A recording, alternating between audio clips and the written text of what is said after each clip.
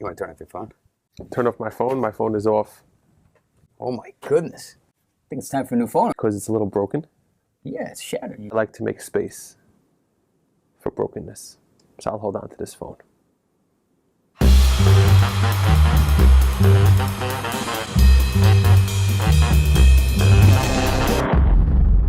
Hold on to the phone. It's all good. Yeah, it's funny. I'm the one that's holding on to the phone. You're the one with the mug, and I'm here with the disposable cup. So I guess it's always a balance of knowing what to hold on to and what to let go of. I think it's probably just my manners. I should have probably offered you a mug, you know? Or maybe it's something a little deeper. Fist bump. That's great. Eli Wolff, thank you for making the time. It's such an honor and pleasure to have you here. We'd love to benefit from your wisdom. You're a licensed therapist, and there's a lot of people out there that could probably benefit from therapy, but they have no clue what it is. What is therapy? Who should be in therapy, in your opinion? How do we, as either clergy or loved ones or friends of someone who could really benefit from therapy, how do we approach them to encourage them to see a therapist? So let's kick it off with, what is therapy? Yeah, that's a good question. What is therapy? If you look it up in the dictionary, if you still know what that is, it says therapy is a treatment that's meant to heal or relieve some sort of pain or disorder. Someone's finding themselves a little bit stuck in a pattern. If they're feeling that they're somewhat on edge and irritable and snappy and can't really shake it, that might mean the child of some parents who's acting out and the kid can't shake it, or it might mean the parents who can't shake their way of relating to this child who's presenting with some challenges. So there's many gears in a relationship. Parents, children, rabbis, students, employers, employees.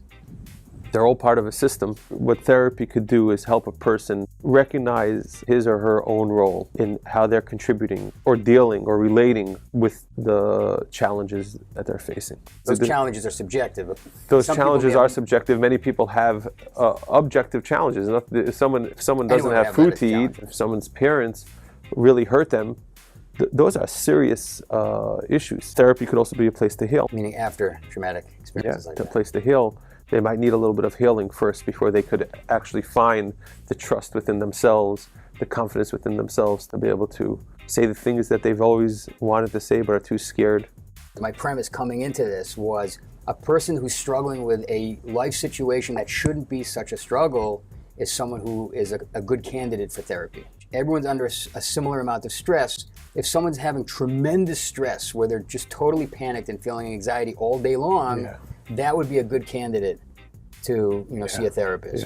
But what you're saying is something different. You're saying that even if it's a normal stress, it's a stressor that is objectively stressful, and they may not be feeling the tremendous anxiety. They may be just the status quo. Life is stressful, and a person who's overwhelmed by what we call day-to-day stressors, therapy could help them then relate and deal with those stresses in a more easygoing, functional way where it doesn't have to completely overtake them. If a person's noticing that the day-to-day stresses are impacting and getting in the way of their relationships, therapy could be helpful in that way.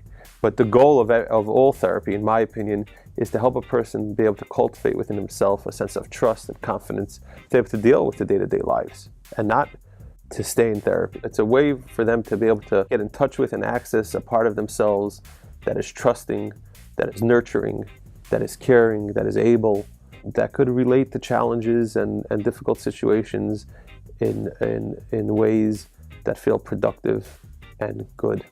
Who should be in therapy? People who use the word should, they should be in therapy. Because they're already boxing themselves in, should I do this, should I do that? As almost they don't even have their own voice. Should I be here? Should I be there? Well, why don't you pause for a second and ask yourself, what does it feel like? Are you telling me I need to be in therapy, Rabbi? In some way or another, yeah. But if you want, we could do it on video. And then I could give you... That would be actually... The ratings would go through the roof, I'm sure. Yeah, it would be good. Let me dump out my baggage and we'll just sort through it together with YouTube. Yeah. So someone who's asking themselves, should I? It could be a place for them to make some room for themselves and ask them how to balance between the shoulds of life and their own subjectivity. And so often that own subjectivity gets crushed and they have no sense or context for their own feelings. And therapy could be a place for them to get connected to their own subjective vibrancy and lifeline.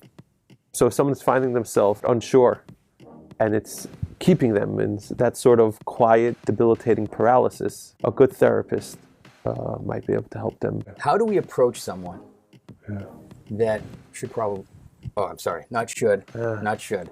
How do we approach someone that could benefit from therapy?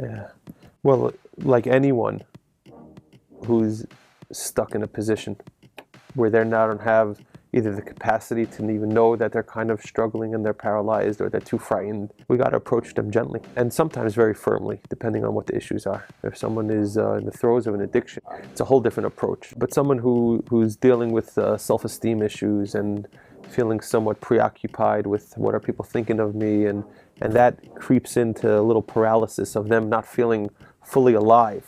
Mm-hmm. You run the risk of really hurting them further by saying, hey, you need help. Mm-hmm. So how do you engage in something so delicate like this, where you want to help them feel somewhat built up? You want to help them feel good about themselves so that they can approach this delicate work with strength. There's so much shame under all the pain that so many people are feeling that it's a very delicate process. So I didn't answer your question. That's the truth. But it has to be done gently and thoughtfully. It has to be done where there's some trust and understanding. So it's a one-on-one, hey, let's get coffee. And then whether it's a clergy or friend or loved one or whatever, saying like, I want to talk to you about this. It's really important. I'm noticing that this is going on. I've noticed it with a lot of different students of mine. And I want to check in with you. Are you also picking up on this?